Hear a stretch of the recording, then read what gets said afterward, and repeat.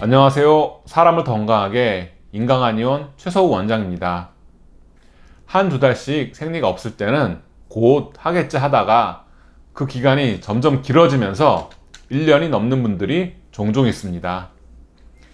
이렇게 무월경의 기간이 길어진 이유로 다낭성 난소 증후군이거나 난소의 기능이 떨어져서 조기폐경의 전조가 있거나 심한 다이어트나 운동 등으로 인해 혈이 극도로 부족해지는 등 여러 가지가 있습니다. 그런데 이런 특별한 병리적 원인이 없는데 생리가 1년 동안 없었다가 치료 후에 생리가 정상적으로 돌아온 대표적인 사례가 있습니다. 이번 영상에서는 무월경이 1년 넘게 있었던 이유와 어떤 원리로 치료했는지 살펴보려고 합니다.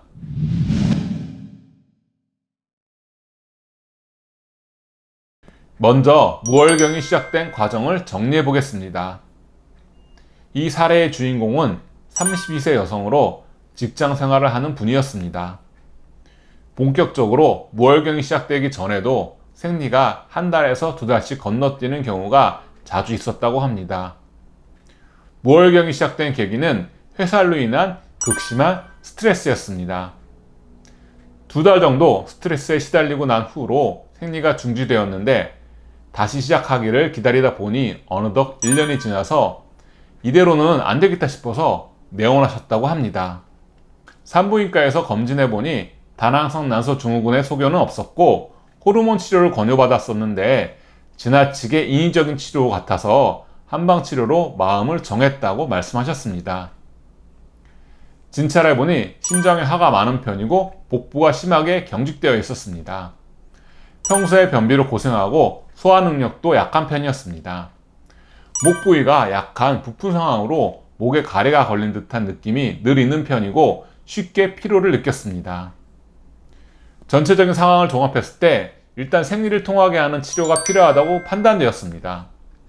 한방에서 월경은 심장과 많은 관련이 있다고 봅니다. 스트레스로 인해 심기가 통하지 못하면 목이 부풀고 매끼 증상이 생길 수 있습니다. 이렇게 심기가 울체되면서 무월경이 올 때 쓰는 대표적인 처방이 통경탕입니다. 이때 심화를 내려주는 황련을 가해줍니다.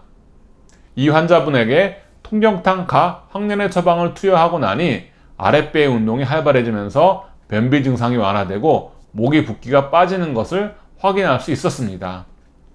무엇보다 중요한 것은 초음파 진단상 자궁의 혈류량이 느는 것을 확인할 수 있었다는 점입니다. 처음에는 허혈 상태이던 자궁 근층에 혈류량이 늘어서 초음파상으로 음영이 진해지는 것을 확인할 수 있었고 자궁의 내막이 두꺼워지는 것도 볼 수 있었습니다.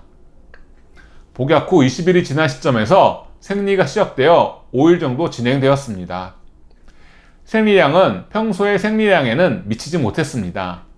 대신 30일 정도 지나서 다시 생리가 있었는데 이때는 양이 좀 더 늘었다고 합니다.